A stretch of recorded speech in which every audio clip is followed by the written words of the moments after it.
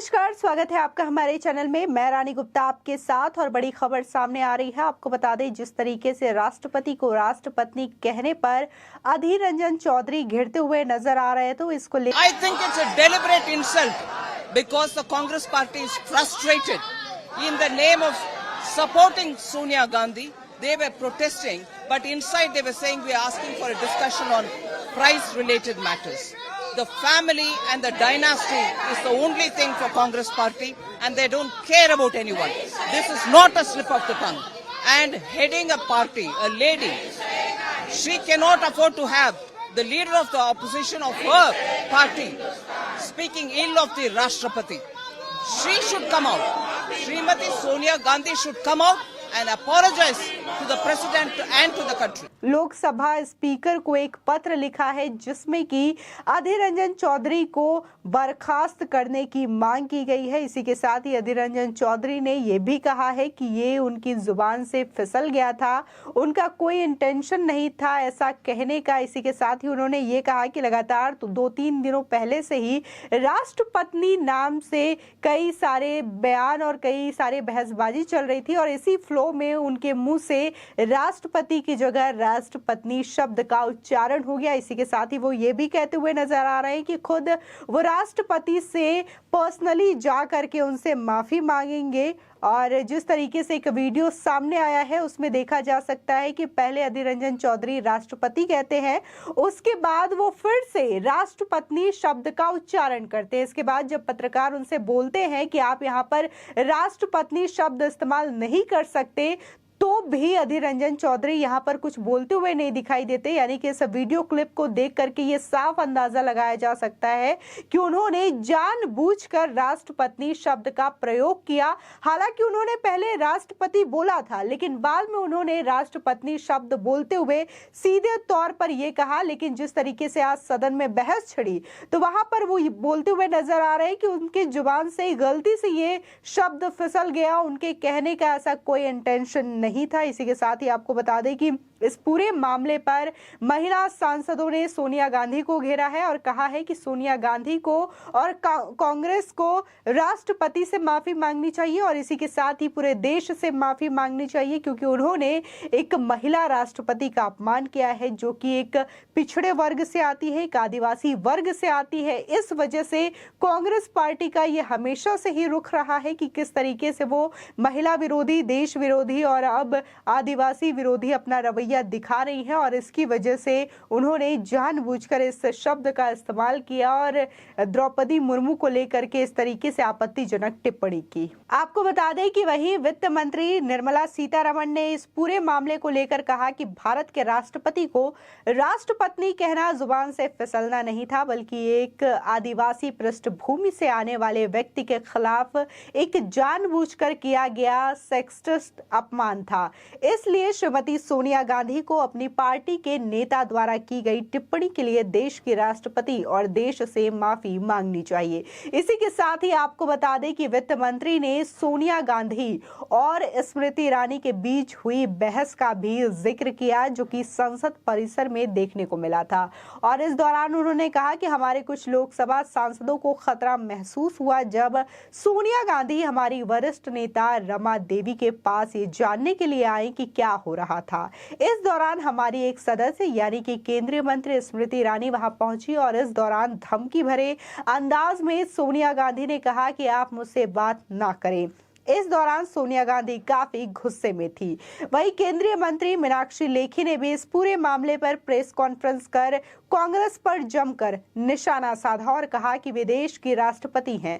अधीर रंजन चौधरी नेता प्रतिपक्ष होते हुए इस तरीके की बयानबाजी कर सकते हैं, वो भी पब्लिकली, तो माफी भी पब्लिक से ही मांगे। उनके बयान से जो लोग हताहत हुए हैं उन सब से और जनजातीय समूह के लोगों से भी माफी मांगनी चाहिए। इसी के साथ ही आपको बता दें, खुद महाराष्ट्र कांग्रेस के प्रमुख ने इस बात की निंदा की और कड़ी आलोचना करते हुए कहा कि ऐसा बयान देना गलत है। राष्ट्रपति देश की पहली नागरिक है और उनका सम्मान किया जाना चाहिए। अधीर रंजन चौधरी ने ऐसा कुछ कहा है तो उन्हें माफी मांगनी चाहिए, क्योंकि राष्ट्रपति पद की गरिमा को ठेस नहीं पहुंचानी चाहिए।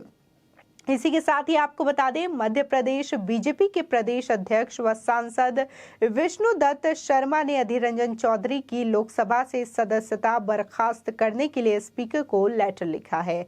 वहीं अब इस पूरे मामले पर महिला आयोग ने भी एंट्री ले ली है। आपको बता दें कि एनसीडब्ल्यू ने कांग्रेस की अंतरिम अध्यक्षा सोनिया गांधी को भी इस पूरे मामले में हस्तक्षेप करने और अधीर रंजन चौधरी के खिलाफ उनकी अपमानजनक टिप्पणी के लिए उचित कार्रवाई करने के लिए लेटर लिखा है। आपको बता दें, लगातार इस पूरे प्रकरण में जहां अधीर रंजन चौधरी माफी मांगते दिखाई दिए, तो इसके बावजूद ये विवाद अभी भी थमने का नाम नहीं ले रहा है और कांग्रेस पार्टी इस पूरे विवाद में और भी ज्यादा घिरती हुई नजर आ रही है। इसी के साथ ही लोग जो है वो ये मांग कर रहे हैं कि अधीर रंजन चौधरी के साथ ही सोनिया गांधी को भी राष्ट्रपति और इस देश से माफी मांगनी चाहिए, क्योंकि उन्होंने एक विशेष समुदाय से आने वाली महिला राष्ट्रपति के अपमान के लिए ऐसी आपत्तिजनक शब्द का उपयोग किया है और एक बार नहीं बल्कि 2 बार उन्होंने राष्ट्रपति शब्द का इस्तेमाल किया है। इसी के साथ ही आपको बता दें कि जो कांग्रेस की मुश्किलें हैं वो लगातार बढ़ती हुई दिखाई दे रही है। अभी हाल ही में देखने को मिला था कि राहुल गांधी और सोनिया गांधी से ईडी पूछताछ कर रही थी। इस मामले को लेकर के कांग्रेस के लिए बड़ी मुश्किल खड़ी थी, लेकिन अब एक नई चुनौती सामने ये आकर के खड़ी हो गई है कि किस तरीके से कांग्रेस के जो नेता है अधीर रंजन चौधरी, उन्होंने राष्ट्रपति को लेकर के इस तरीके से आपत्तिजनक टिप्पणी की और इस मामले पर कांग्रेस के नेता मल्लिकार्जुन खड़गे ने भी कहा कि ये ग्रामेटिकल मिस्टेक है, उनका ऐसा कोई इंटेंशन नहीं था और ये गलती से उनके मुंह से निकल गया, यानी कि ये उच्चारण में गलती की वजह से हुआ है, जानबूझकर ये चीजें नहीं की गई है। आपको बता दें कि इस पूरे प्रकरण को लेकर के जहां एक महिला राष्ट्रपति का अपमान किया गया है कांग्रेस नेता अधीर रंजन चौधरी के द्वारा, तो इस मामले में तमाम महिला सांसदों ने मोर्चा खोला संसद भवन में और हाथों में तख्तियां लेकर के सोनिया गांधी माफी मांगो के नारे लगाए। इसी के साथ ही आपको बता दें कि इस दौरान सदन के अंदर भी इस चीज को लेकर के भारी बहस देखने को मिली और इस दौरान जब सदन की कार्रवाई स्थगित की गई तो इसके बाद सोनिया गांधी और स्मृति ईरानी के बीच बहस की खबरें भी सामने आई। आपको बता दें कि यह बहस तकरीबन 2 से 3 मिनट तक चली और इस बहस के दौरान सोनिया गांधी ने स्मृति ईरानी को धमकी भी दी। इसी के साथ ही आपको बता दें कि सुप्रिया सुले ने बीच बचाव आकर इस मुद्दे को शांत कराया। न जाने सोनिया गांधी और क्या क्या स्मृति ईरानी को कह सकती थी इस दौरान। इसी के साथ ही आपको बता दें जिस तरीके से महिला आयोग ने अब इस पर संज्ञान लिया है और सोनिया गांधी को पत्र लिखा और कहा कि अधीर रंजन चौधरी के खिलाफ कार्रवाई करे, तो इससे ये जाहिर होता है कि अब पूरे प्रकरण में जिस तरीके से एक महिला राष्ट्रपति का अपमान किया गया है तो महिला आयोग भी अब संज्ञान लेते हुए दिखाई दे रही है और कार्रवाई की बात भी कर रही है। खुद कांग्रेस के ही नेता इस कार्य को आलोचना की दृष्टि से देख रहे हैं और कह रहे हैं कि ये जो है वो पूरी तरीके से निंदनीय है, क्योंकि भारत का राष्ट्रपति प्रथम नागरिक होता है और उनके पद की जो गरिमा है उसको ठेस नहीं पहुंचाना चाहिए जिस तरीके से अधीर रंजन चौधरी ने किया है और इसको लेकर के माफी मांगनी चाहिए। इसी के साथ ही आपको बता दें कि बीएसपी की मायावती ने भी इस पूरे प्रकरण में कहा है कि कांग्रेस को पूरे देश से माफी मांगनी चाहिए, बल्कि अधीर रंजन चौधरी के माफी मांगने से कुछ नहीं होगा। इसी के साथ ही आपको बता दें कि